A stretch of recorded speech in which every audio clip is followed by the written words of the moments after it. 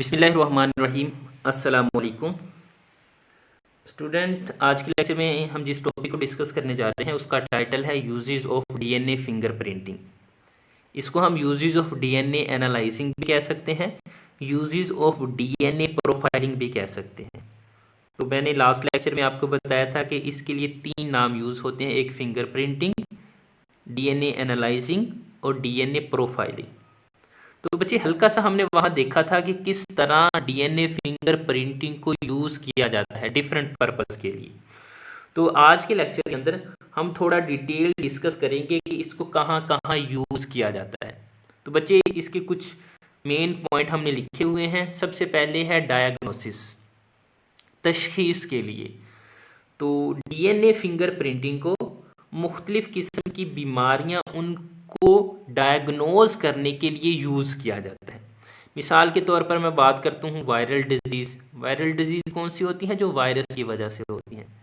तो virus disease को find करने के लिए या ना वायरल इन्फेक्शन को देखने के लिए हम क्या करते हैं? डीएनए फिंगरप्रिंटिंग को यूज़ करते हैं।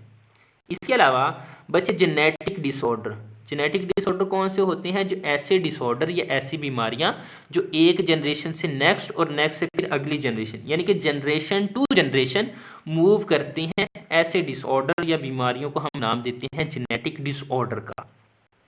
तो बच्चे उसको डायग्नोस करने के लिए भी हम डीएनए फिंगरप्रिंटिंग को यूज़ करते हैं।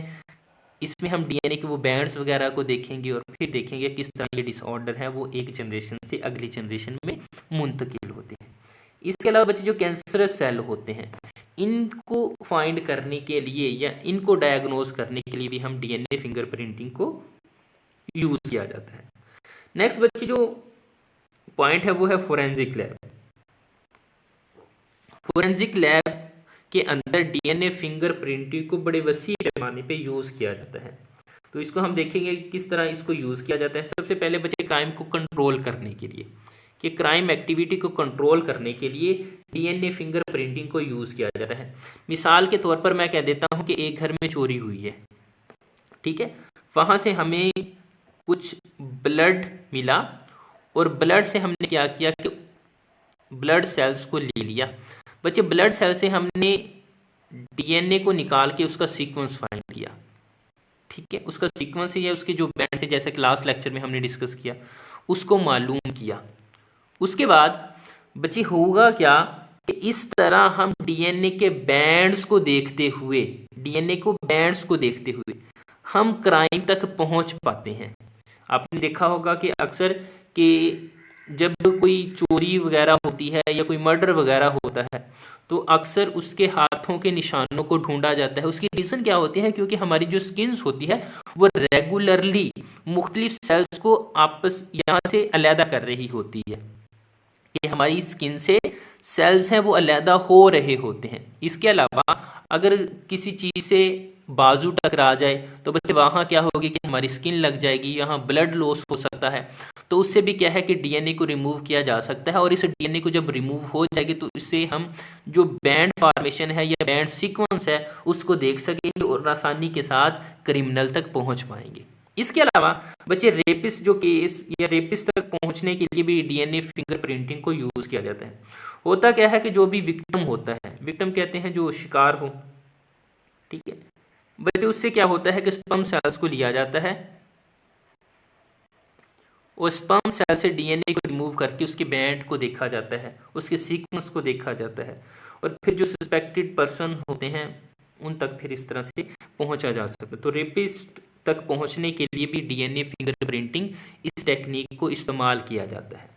इसके बाद बच्चे मैटरनिटी केसेस होते हैं। मैटरनिटी केसेस से मुराद क्या है? Last time chapter number I think 20 के अंदर हमने एक टॉपिक डिस्कस किया था, I think sorry chapter number 22 के अंदर, कि अगर दो बच्चे हॉस्पिटल की नर्सरी में मिक्स हो जाते हैं तो हम कैसे फाइंड करते हैं कि इनके पेरेंट्स वो हैं। तो बच्चे एक तो वहाँ हमने यूज़ किया था कि ब्लड ग्रुप को हम निकालेंगे, ब्लड के ज़रिए फाइंड करेंगे कि इनके पेरेंट्स कौन से हैं। इसके अलावा बच्चे उनके पेरेंट्स को मालूम करने के लिए या किस पेरेंट्स का कौन सा बच्चा है इसको मालूम करने के लिए हम डीएनए फिंगरप्रिंटिंग को भी यूज़ करते हैं। तो डीएनए फिंगर प्रिंटिंग एक ऐसी टेक्निक्स है जिसके ज़रिए हम पेरेंट्स को फाइंड कर सकते हैं कि इस बच्चे के पेरेंट्स ये हैं। इसके अलावा बुक के अंदर एक और एग्जांपल भी गिवन है कि जैसे कि कुछ घरों में वो लड़ाई हो जाती है, ठीक है, तो ज़्यादा जो सोशल इश्यूज होते हैं उनको रिजॉल्व करवाने के अंदर भी जो डीएनए फिंगर प्रिंटिंग है वो यूज़ होती है। मिसाल के तौर पर एक मैरिड कपल है तो वो उनके अंदर कोई इस तरह के इश्यूज हों तो फिर उनके लिए भी क्या होता है कि ये टेक्निक्स है वो इस्तेमाल की जाती है कि आया जो उनका जो बेबी है वो एक्चुअली ही उनका है। अच्छा, इसके बाद बस थोड़ा एवोल्यूशनरी हिस्ट्री के बारे में डिस्कस करेंगे कि जो डीएनए फिंगर प्रिंटिंग है ये किस तरह एवोल्यूशनरी हिस्ट्री को स्टडी करने में हमारी मदद कर रही है। बच्चे, DNA take from 7,600 old mummified human कि ममीफाइड का मतलब ये होता है कि एक लाश थी, उसके ऊपर हमने कोई मसाला जात यानी कि उसको प्रिजर्व करके देख लिया, तो तकरीबन 76,000 ईयर ओल्ड उसकी बॉडी से हमने डीएनए को रिमूव कर लिया। यानी कि एक ऐसी डेड बॉडी जिसकी एज तकरीबन 76,000 साल हो चुकी थी, जब उसकी बॉडी से सेल को लिया गया तो बच्चे उसके अंदर डीएनए वैसे का वैसा ही था, डीएनए के अंदर किसी भी किस्म की चेंज नहीं आई थी। तो वैसे भी मुसलमानों का यकीन है कि मरने के बाद इंसान ने दोबारा जिंदा होना है, तो कुछ साइंटिस्ट का मानना ये है कि जो मरने के बाद इंसान जिंदा होगा वो इसी डीएनए से होगा। मतलब क्या होगा कि डीएनए का सीक्वेंस वही होगा।